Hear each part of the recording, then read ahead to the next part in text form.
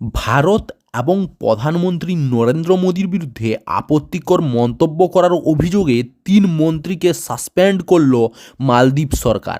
এই ৩ জনকেই কড়া শাস্তি দেওয়ার দাবিতে সরব হয়েছিল ভারত মহাসাগরের এই দ্বীপ রাষ্ট্রটির একাধিক বিরোধী নেতা।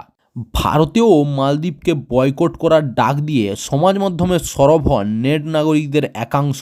তারপরেই ৩ জনকে সাসপেন্ড করার কথা জানায় মালদ্বীপের বিদেশ মন্ত্রক। এই ৩ মন্ত্রী হলেন মরিয়ম সিউনা, মালসা শরীফ এবং মাহাজুম মাজিদ।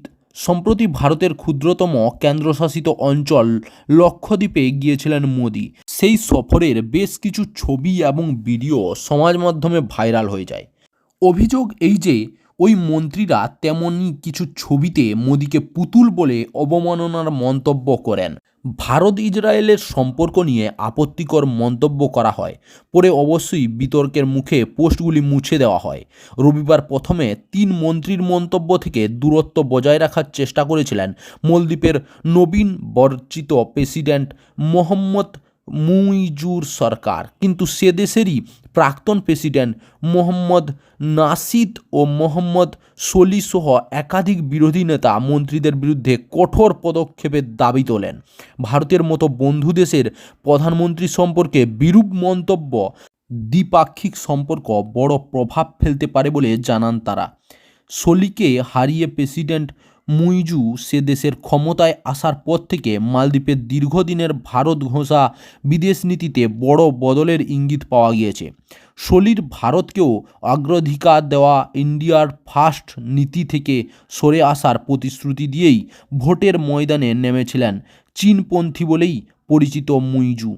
প্রেসিডেন্ট নির্বাচিত হওয়ায় কিছুদিনের মধ্যেই ভারতকে রীতিমতো হুঁশিয়ারি দিয়ে মুইজু বলেন, আমাদের দেশের মাটি থেকে সমস্ত বিদেশি সেনাকে আমরা ফেরত পাঠাবো। এক্ষেত্রে মুইজু নাম না করলেও স্পষ্টভাবেই ভারতকে নিশানা করেন, কারণ ভারত মহাসাগরেও ওই দ্বীপরাষ্ট্রের বিভিন্ন গুরুত্বপূর্ণ প্রশাসনিক এবং শিল্পক্ষেত্রের নিরাপত্তার দায়িত্ব ছিল ভারতীয় সেনা। পরে কূটনৈতিক স্তরে ভারতকে সেনা সরবরাহের বার্তা দেয় মালদ্বীপ। দ্বীপরাষ্ট্রটির ঘরোয়া রাজনীতিতেও মুইজুর দল প্রোগ্রেসিভ পার্টি অফ মালদ্বীপস এই বলেই প্রচার চালায় যে দেশের সার্বভৌম ক্ষমতাকে খর্ব করতেই সেনা রেখে দিয়েছে ভারত। গণতন্ত্রের রাস্তা ধরে পথ চলা শুরু করার পর মালদ্বীপের সব প্রেসিডেন্টেরই প্রথম গন্তব্য হয়েছে ভারত। এমনকি ভারতের বিরোধী বলে পরিচিত প্রেসিডেন্টরাও শপথ নেওয়ার পর প্রথম বিদেশে সফরে ভারতেই এসেছেন। কিন্তু সেই নিয়মে ব্যত্যয় ঘটিয়ে নয়াদিল্লির আগে বেজিং সফরে যেতে চলেছেন মুইজু। ওই আবহে তার মন্ত্রীদের মোদি সম্পর্কের মন্তব্য এবং বিতর্কের মুখে কার্যত বাধ্য হয়ে সাসপেন্ড করার সিদ্ধান্তকে তাৎপর্যপূর্ণই বলে মনে করা হচ্ছে। চাকরির খবর থেকে শুরু করে নিয়োগের খবর থেকে শুরু করে ঝড়ঝঞ্ঝা দেশ বিদেশ রাজ্য জেলা এবং আপনার শহরের খবর একটা চ্যানেল আমাদের newsbangla.com সবার আগে আপনারা পেয়ে যাবেন। তাই চ্যানেলটাকে অতি অবশ্যই সাবস্ক্রাইব করে পাশ থেকে বেল আইকনটা ক্লিক করে অল নোটিফিকেশন অন করে রাখুন। জয় হিন্দ, জয় ভারত।